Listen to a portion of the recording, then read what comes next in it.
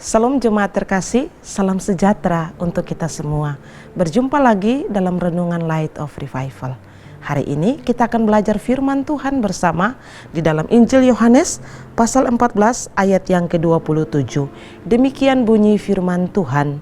Damai sejahtera kutinggalkan bagimu, damai sejahteraku kuberikan kepadamu. Dan apa yang kuberikan tidak seperti yang diberikan oleh dunia kepadamu. Janganlah gelisah dan gentar hatimu. Damai sejahtera di tengah kegelisahan.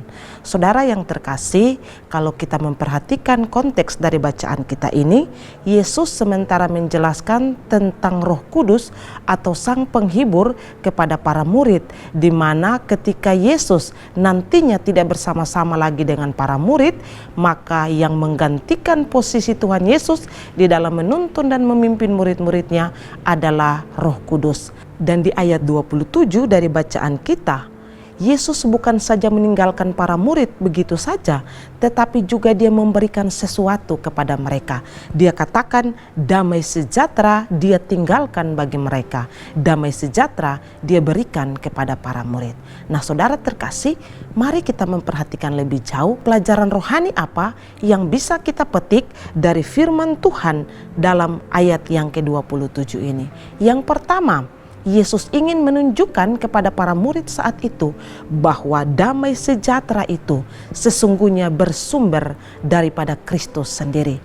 2 kali Kristus mengatakan kata damai sejahtera di dalam ayat 27. Yesus mau supaya para murid saat itu mereka menerima damai sejahtera yang sejati yang datangnya dari Kristus dan bukan dari dunia ini. Hal kedua yang bisa kita belajar dari ayat 27 adalah damai sejahtera yang Yesus berikan berbeda dari yang dunia berikan. Yesus jelas mengatakan hal itu di dalam ayat yang ke-27 ini.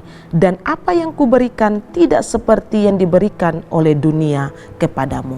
Yesus dengan tegas mengatakan kepada para murid bahwa damai sejahtera yang dia berikan kepada mereka itu sangat berbeda dengan apa yang diberikan oleh dunia kepada para murid. Pelajaran yang ketiga dari bagian firman Tuhan ini, kita melihat bahwa Yesus di dalam memberikan nasihat kepada para murid di hari-hari terakhir sebelum Yesus meninggalkan mereka. Yesus tahu apa yang menjadi kegelisahan hati mereka. Yesus tahu bahwa saat itu murid-murid mengalami kegentaran oleh karena sebentar lagi guru mereka akan pergi meninggalkan mereka dan tidak lagi bersama-sama di dalam pelayanan. Dan Yesus memberikan kepada mereka solusi. Yesus menawarkan kepada mereka hal yang berbeda. Saudara, kita perhatikan bahwa yang Yesus tawarkan bagi mereka bukan kekayaan yang membuat mereka bahagia. Yesus tidak menawarkan kepada mereka jabatan yang membuat sehingga mereka bersuka cita. Tapi satu-satunya tawaran yang Yesus berikan bagi mereka adalah damai sejahtera. Yesus tahu mereka gelisah, Yesus tahu mereka gentar, dan solusi untuk hal itu adalah damai sejahtera. Ini berarti kita belajar bahwa untuk menghadapi setiap kegentaran dan kegelisahan di dalam hidup ini hanya ada satu solusi, damai sejahtera yang bersumber daripada Kristus.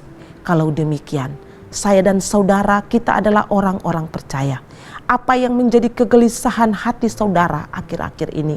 Apa yang menjadi penderitaan saudara akhir-akhir ini? Apa yang menjadi kesedihan hidup saudara akhir-akhir ini? Yesus tahu akan hal itu. Dan hari ini dia menawarkan kepada saudara bukan kekayaan, bukan kedudukan, tapi dia menawarkan kepada saudara damai sejahtera yang dia berikan, yang dia tinggalkan kepadamu. Bersyukurlah bagi saya dan saudara, sekalipun kita ada dalam kesedihan, penderitaan dan kecemasan. Mungkin orang-orang yang kita kasihi pergi meninggalkan kita. Mungkin kita ada dalam tekanan, dalam masalah. Mungkin kita ada dalam penderitaan oleh karena pandemi ini. Tetapi dengan dia memberikan kepada saya dan saudara damai sejahtera di hati. Tetaplah berpengharapan di dalam Kristus. Tetap teguh di dalam iman kepadanya. Karena dia memberikan kepada kita damai sejahtera itu untuk membuat kita tidak lagi gelisah dan gentar, menghadapi setiap situasi yang terjadi di hidup kita. Kiranya renungan firman Tuhan ini memberkati kita di sepanjang hari ini. Mari kita berdoa. Tuhan, terima kasih untuk firman-Mu. Biarlah damai sejahtera itu tinggal di hati kami sebagai orang-orang yang percaya kepada Kristus, menjadi kekuatan dan peneguhan bagi kami di dalam mengiring akan Tuhan di dalam berbagai penderitaan yang kami alami. Terima kasih untuk firman-Mu.